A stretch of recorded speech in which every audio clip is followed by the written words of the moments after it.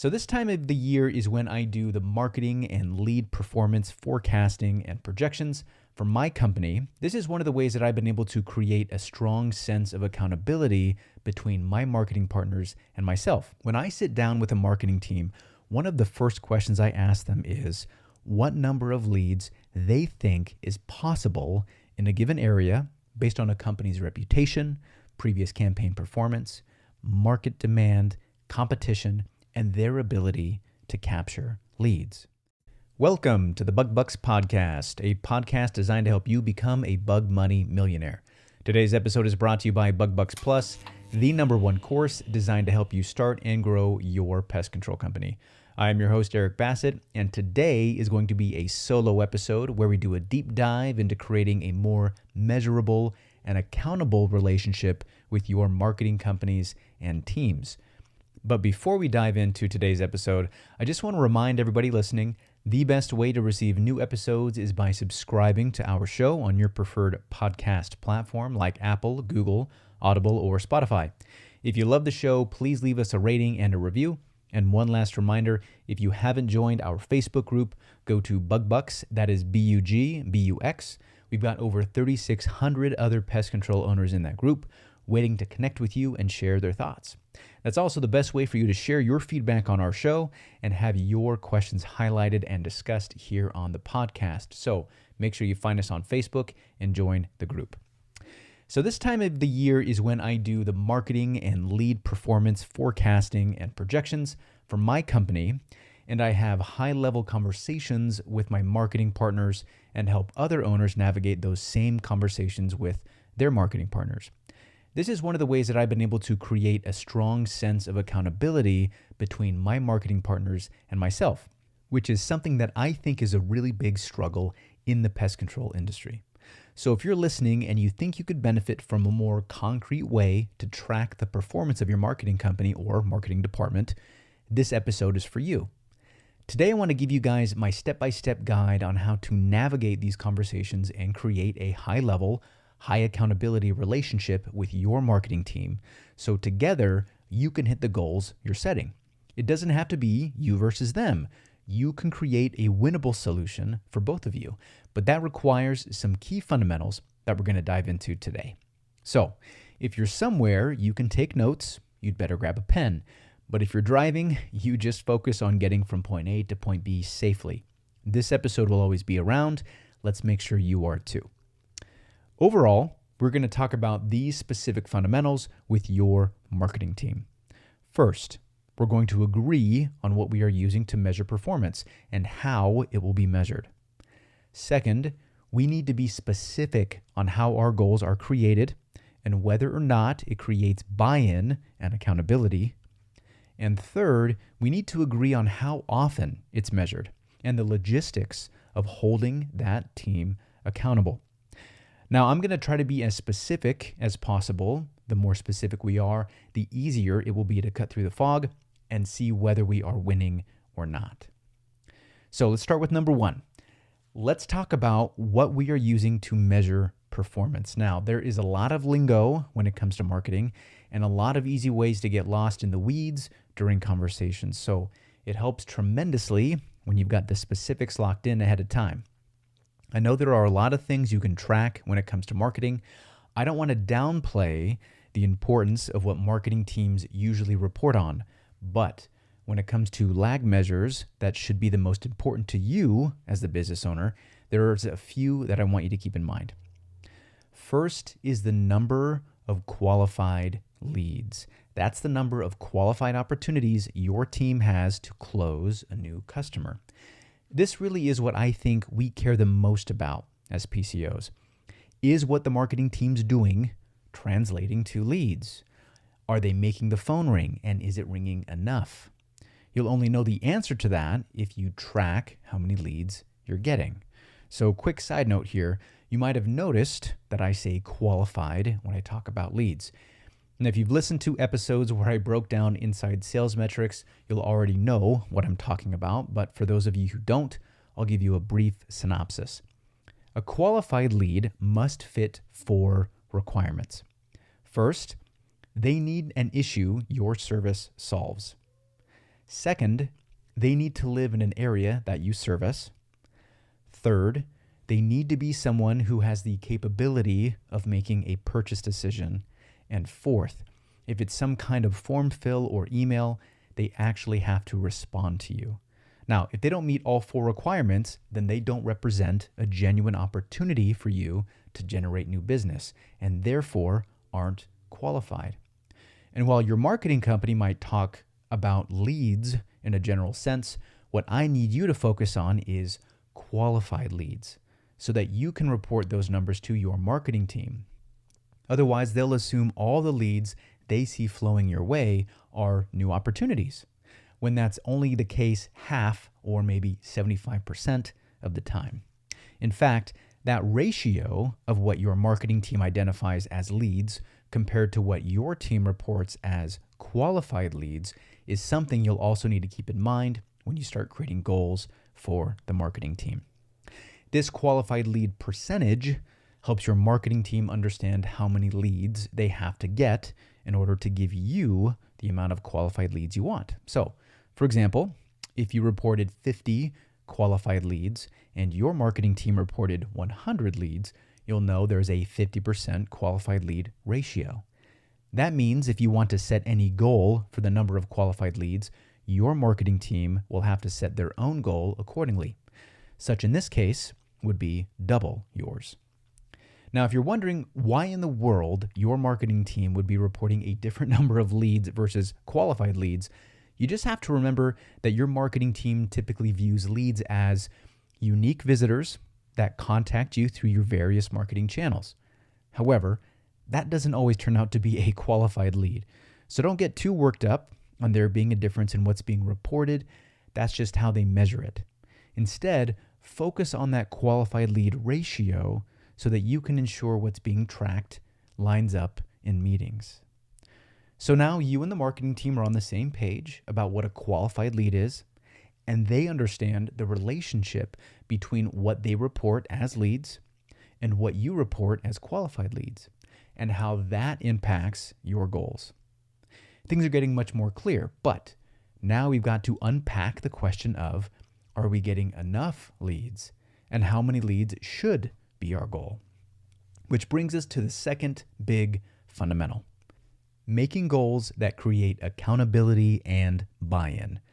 Those two aspects are going to require that your marketing team not only understands what's being measured, but they also agree with the goal given their knowledge and expertise, and they believe that it's something they can help you accomplish. So let's get back to figuring out the number of leads that we want. In order for us to unpack that, we'll need to consider four things. First, regardless of budget, what volume of leads is likely given the conditions of your market and your campaign's ability to capture those leads. Essentially, we ask the marketing team, what volume of leads is possible? Second, we need to figure out how much you're willing to spend per lead, which essentially will become your budget. Third, how many leads can your sales and service team handle? And fourth, how will those goals change month to month given the seasonality of your market? So if you're thinking, dude, Eric, that's a big fundamental, don't worry. I'm going to walk you through it, and I promise it's not as complicated as it sounds once you get the hang of it. When I sit down with a marketing team, one of the first questions I ask them is what number of leads they think is possible in a given area based on a company's reputation, previous campaign performance, market demand, competition, and their ability to capture leads. This is an important place to start because it tells me how aware a marketing company is of the conditions they are about to compete in. If any I don't knows come up during this conversation, that's okay. It just means there's room for research and improvement. Now, the reason why I put these questions first is because the last thing I want to do is a bunch of extra work allocating sales budgets for a number of leads that's not even possible. I want to know what's possible first, and then I want to decide how much of what's possible I want and how much I'm willing to pay for it. Which takes us to the next part of this fundamental. How many leads do I want, and how much am I willing to pay for them?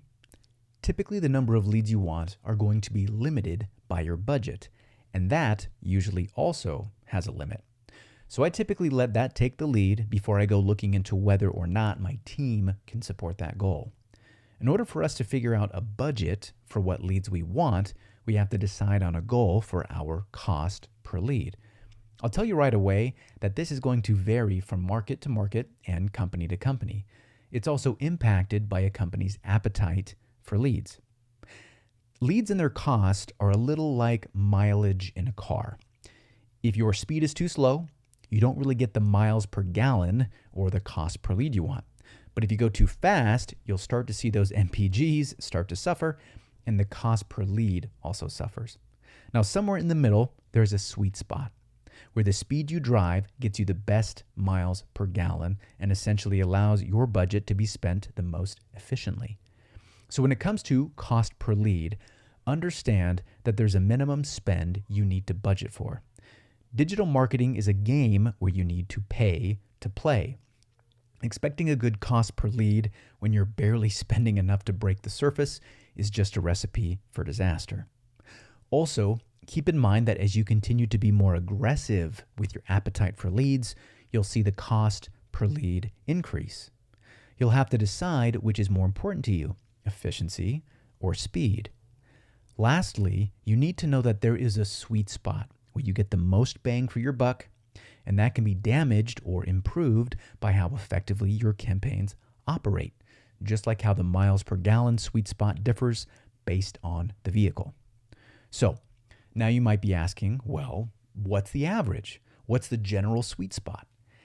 That's an answer you'll have to do some work on your own to find out, but I will give you some examples of what I typically notice. Again, this varies widely and depends on the campaign. I assume that if you've got a marketing team in place, they have campaigns across all types of areas that include low-cost leads like referrals, all the way up to high-cost leads like some paid campaigns. So when I talk about averages, just know that I assume an average cost across all platforms with an average appetite for leads. Now, before I dive into the actual number though, I need to make sure that we understand the difference between raw cost per lead and overall cost per qualified lead. The difference has to do with how your marketing company views and measures lead performance. Just like how we talked about the qualified lead ratio, your marketing team is going to measure the raw cost per lead by dividing the campaign costs by the number of general leads they see reported. That could be any number between $25 and $75 per lead, with an average of 50. Sometimes more, sometimes less. Again, it depends. But what I want you guys as PCOs to be focused on is the overall cost per qualified lead. That means you're going to factor in not just the campaign costs, but all the management fees and fixed marketing costs too. And then you're going to divide that number by the number of qualified leads you're getting. Why do you want to measure it like this? Because I want you to see what the overall return on investment is. How many total qualified opportunities did your team get to generate new business? How much did you spend in total in order to generate those opportunities? That number is a much clearer indicator of performance, and it ensures that the marketing team or company is held responsible for the impact that management fees and fixed costs have on your return on investment. This number also allows you to level the playing field between one marketing company who has higher fees than another. In the end, it doesn't matter how much of your budget is ad spend or management fees. What matters most is who can bring in the most qualified leads for the lowest cost when you include everything you spend. So, if a typical campaign cost per lead is somewhere around 50, what does an overall qualified cost per lead look like? Again, it depends on the company, the market, and the appetite, but typically it's around 75 to 125, sometimes less, oftentimes more, but that gives us an average of about $100 per qualified lead, assuming you're including management fees and you're not being overly aggressive, but still normally aggressive with your spend. So, should you set your goal to 100? You could. It's not a bad starting place, but it doesn't hurt to aim for something better like 75 and end up somewhere in the 90s. As a personal example, I've spent anywhere from $50 per qualified lead to $250 per qualified lead. And it all depended on the conditions I was in at the time. So take those numbers with a grain of salt and realize the important part about this is choosing a number that both you and your marketing team can agree on. Now, this could be like going to the car dealership and asking for a full-size truck that gets 40 miles to the gallon. An experienced sales rep will appreciate your desire to get that kind of performance, but will also let you know that you'll need to find a different vehicle if that's what you want. At the end of the day, deciding on a cost per lead goal with your marketing team should be an educated and informed decision on both sides, where you can commit to a range of money you're willing to spend, and the marketing team can commit to an amount of leads that money should get you. So now you've got your marketing team on the same page with tracking qualified leads and tracking the cost per lead. They've also let you know what number of leads they think is possible, and they understand how the qualified lead ratio works. But we still haven't really answered the question of how many leads you actually want. While there is the logistical answer to that question that has to do with your sales and service team, what's likely to come up first is how much you're willing to invest in marketing for the upcoming year.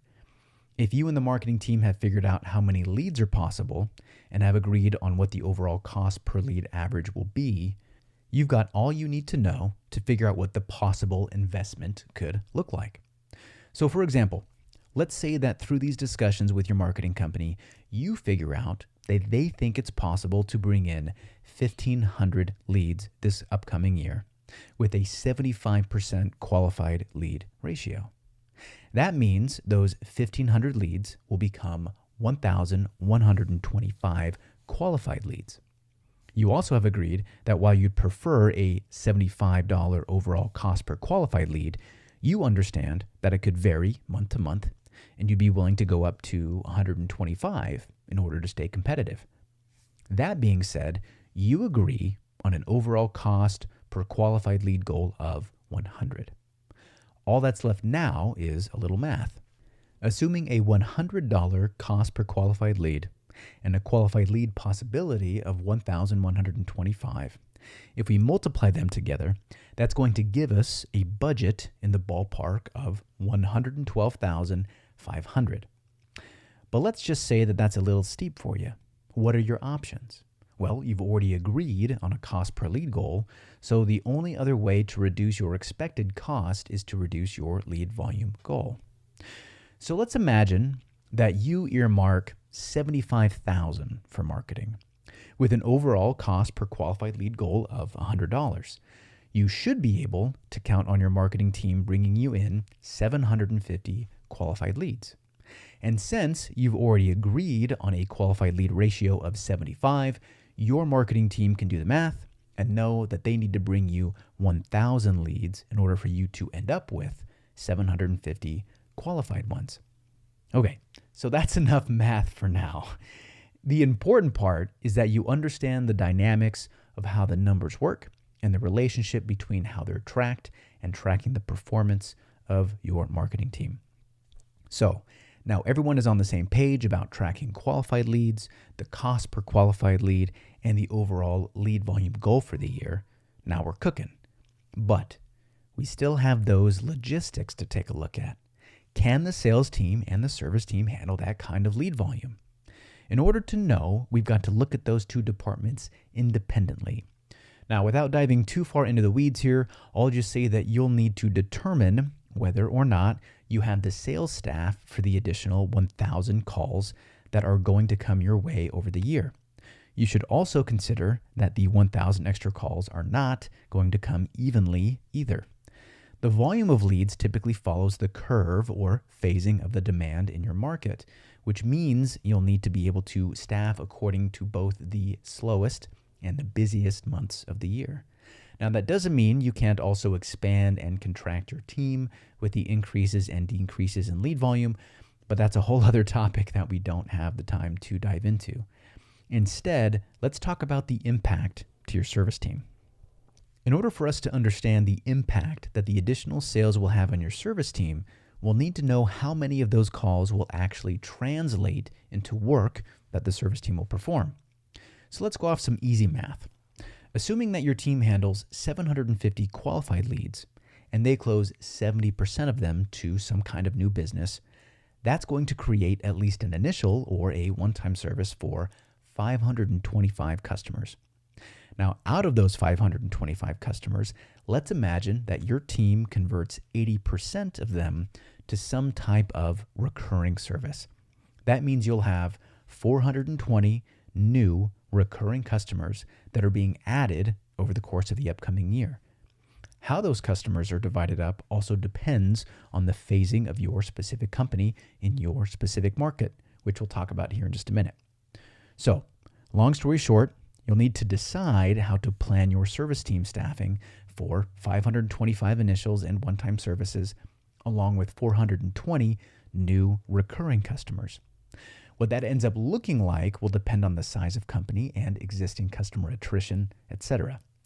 For some companies, 500 new customers just replaces what they'll lose in cancellations and has almost no impact on their operations.